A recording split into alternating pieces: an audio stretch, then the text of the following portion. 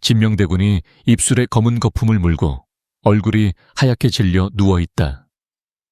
의원들이 몰려와 장침을 놓고 뜸을 떠봐도 아무도 뚜렷한 답을 내놓지 못한다. 이것은 독입니다. 음식 속에 독이 섞였나이다.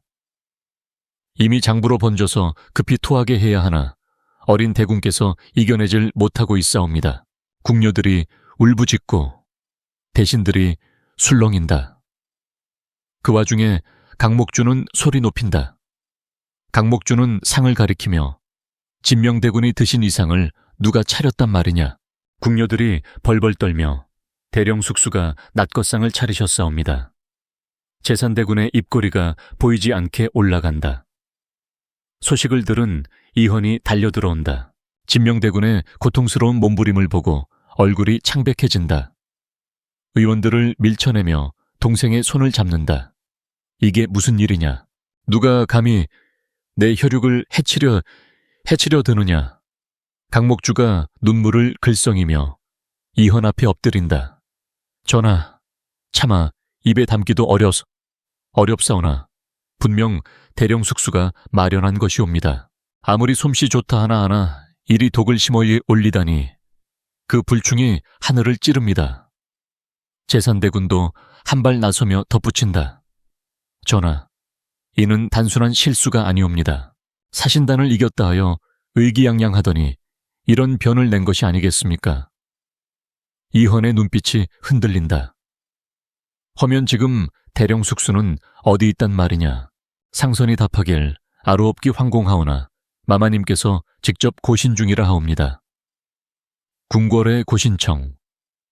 지영은 두 팔이 묶인 채 이미 주리가 틀린 채 기진맥진해 있다. 지영은 작은 목소리로 아니라고요. 제가 올린 음식에는 한치의 독도 없었다고요. 누군가 누명을 씌운 것이라고요. 숨이 막히는 고통 속에서도 그녀는 이를 악문다. 전하, 부디 제 목소리를 들으소서. 저는 결백하다고요. 결코 음식으로 해하려 한 적이 없는데 그녀의 울부짖음은 고신청의 차가운 벽에 부딪혀 메아리 칠 뿐이다.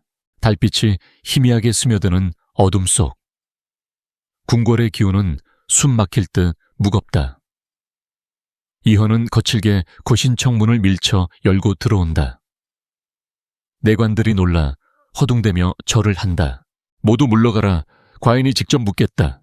내관들이 황급히 물러나고 지영이 무릎 꿇고 쇠사슬에 묶인 채 주리가 틀려 있다. 지영의 뺨은 벌겋게 부풀었고 입술에서는 피가 흐른다. 그러나 눈빛만은 꺾이지 않았다. 그녀는 이헌이 들어오자 눈을 치켜뜨며 간절하게 외친다. 전하, 부디 제 말을 들어주옵소서. 저는 결코 독을 쓰지 않았습니다. 진명대군 마마께 올린 그 상, 제 손으로 정성껏 차린 것이옵니다. 누군가 제 손을 빌려 전하를 무너뜨리려 한 것이옵니다. 허나 진명이 죽어가고 있도다. 그가 마지막으로 입에 넣은 것은 네가 마련한 낫것상 아니더냐. 그대의 손을 거친 밥상이 아니었더냐. 그의 목소리는 격렬하지만 끝에는 떨림이 스친다. 지영은 눈물을 머금으며 고개를 저으며 전하, 저는 전하를 위해, 나라를 위해 이 궁에 남은 자입니다.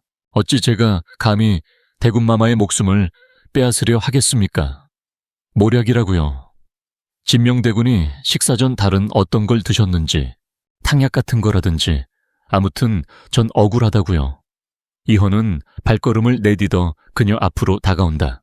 얼굴이 가까워질수록 그의 눈동자는 더욱 붉어진다. 과인이 대령숙수를 얼마나 아끼는지 알지 않느냐. 그대만큼은 믿고자 했다. 그대의 손길이 백성을 살리고 내 심장을 붙든다 여겼다. 그런데 이제는 나조차 흔들리게 하는가. 지영의 눈에서 뜨거운 눈물이 터져 나온다. 전하, 부디 저를 믿어주십시오. 전하를 위해 이 목숨을 바쳤던 사람입니다. 저를 버리신다면 그것이야말로 제산대군과 강목주가 바라는 길입니다. 그녀의 목소리는 피 맺힌 절규였다. 이헌은 눈을 감고 크게 숨을 들이쉰다. 손끝이 떨린다. 곧 그의 눈에서 번뜩이는 살기가 걷히고 대신 깊은 슬픔이 깃든다.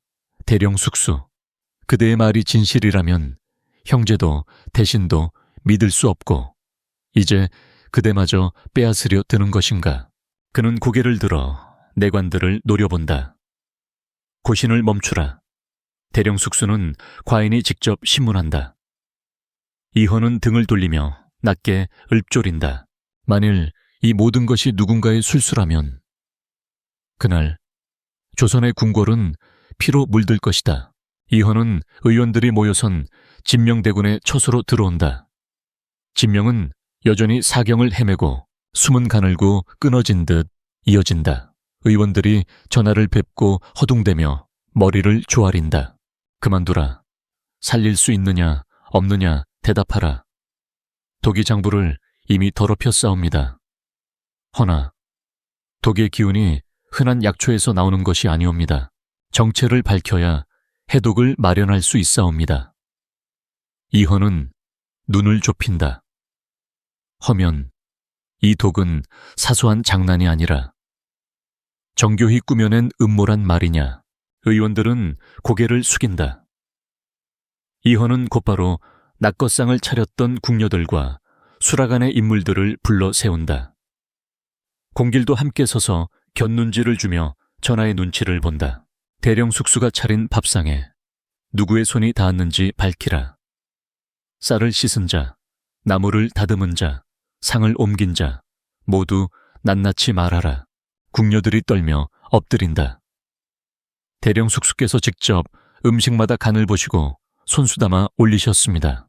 허나 마지막에 제산대군마마의 내관이 들어와 향을 더 진하게 하라 하여 순간 장내가 술렁인다. 이헌의 눈이 번뜩인다. 제산대군의 내관이 그때 강목주가 발을 끌며 들어와 곡소리 섞인 목소리로 말한다. 전하, 이런 중대한 일을 어찌 궁녀 따위의 말에 의지하십니까? 독이 밥상에 있었음은 사실 그것을 마련한 이는 대령숙수. 아무리 핑계를 댄들 본질은 변하지 않사옵니다. 그녀의 눈빛은 차갑고 입겐 승리감이 번뜩인다.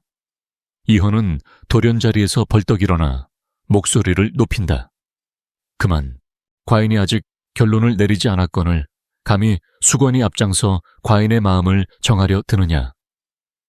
강목주의 얼굴이 굳는다.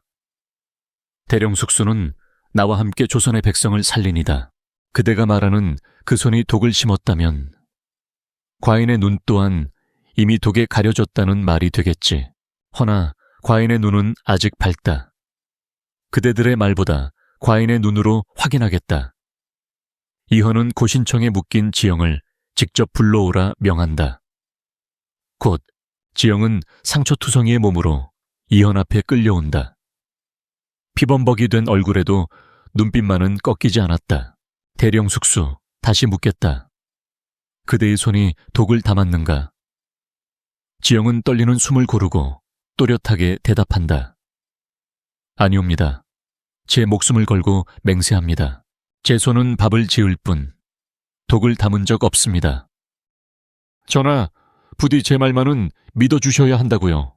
그 순간 공길이 허겁지겁 달려와 소리친다.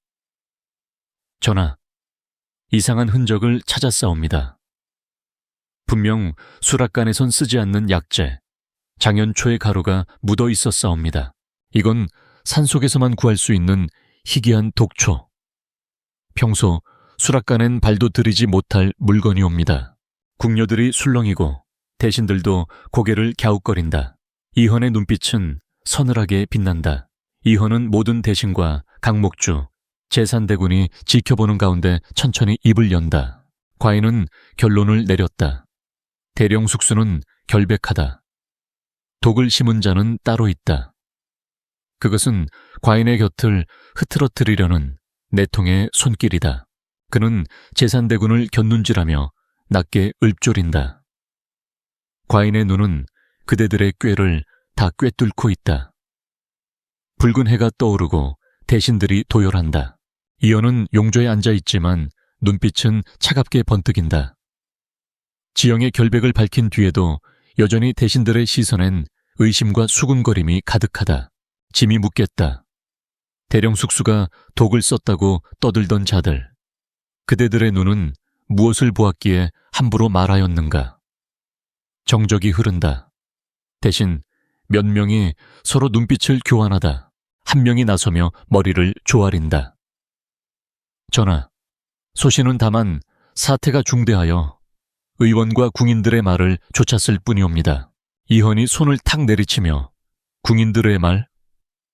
그럼 궁인들이 곧 법이고 진실이란 말이냐? 짐이 위에 있는데 내 놈들 눈에는 궁녀가 왕위 위에 앉아있는 것이더냐? 대신들이 떨며 엎드린다. 이헌은 날카로운 눈빛을 던지며 명한다. 수라간을 드나든 궁녀들을 모두 불러오라. 오늘 이 자리에서 진실을 가르겠다. 거짓을 입에 올린 자는 목숨을 내놓아야 할 것이다. 잠시 뒤 궁녀들이 줄줄이 끌려온다. 그들 중 몇은 얼굴이 새하얗게 질려 떨고 있다. 말하라, 누가 언제 무엇을 보았느냐? 대령숙수가 독을 심는 것을 직접 본 자가 있느냐? 궁녀들은 서로 눈치를 본다. 한 명이 떨며 고개를 숙인다. 소녀는 보지 못했사옵니다. 허나 강목주 수곤마마의 내관께서 분명 그러하다고 하시오. 이헌의 눈이 번개처럼 번뜩인다. 강목주가 조용히 나서며 부드럽게 말한다. 전하, 이 어린 궁녀들이 두려움에 헛말을 한 것이옵니다. 소첩은 다만 대군마마께서 우려하시기에 옆에서 거들었을 뿐. 수건, 내 입에서 감히 거들었다는 말이 나오는가? 짐이 신뢰하는 사람을 모함하고 궁녀들의 혀끝에 피를 묻혔으면서도 감히 변명하느냐? 강목주의 얼굴이 굳는다. 그러나 눈빛은 쉽게 꺾이지 않고 오히려 날카로워진다. 전하, 사실은 제산대군마마의 내관께서 낙것상에 향을 더 짙게 하라 지시하셨습니다. 저희는 그 말에 따랐을 뿐이옵니다. 허나 그 일은 두려워 감히 전하께 올리지 못했사옵니다. 순간 장내가 술렁인다. 대신들의 눈이 제산대군에게 쏠린다. 제산대군은 느릿하게 일어서며 미소를 짓는다. 전하, 이 무슨 모함이옵니까? 과인의 내관이 향을 더 덧붙였다 한들 그것이 어찌 독과 이어지겠습니까? 궁녀 따위의 말이 왕의 분노를 살 만큼 무겁사옵니까? 그의 태도는 침착했으나 이연의 눈빛은 더욱 차갑게 가라앉는다. 형님, 궁녀의 혀끝에 독을 묻힌 자, 내관의 손끝에 향을 더씹힌 자, 그 끝이 어디에 닿는지 과인이 직접 밝혀내겠다. 그리고 그날 거짓의 혀는 뽑히고 손은 잘릴 것이다. 정가간의 모든 대신들이 고개를 떨군다. 공포가 서린 정적이 흘러내린다. 궁녀들 사이에서도 속삭임이 번진다. 수건마마와 대군마마께 휘둘리다 목숨 잃을 뺀. 차라리 전하 곁에 붙는 것이 나으리. 조심하거라. 저 일은 곧 또 다른 피바람을 부를 테니 이헌은 서늘한 눈빛으로 모두를 내려다본다.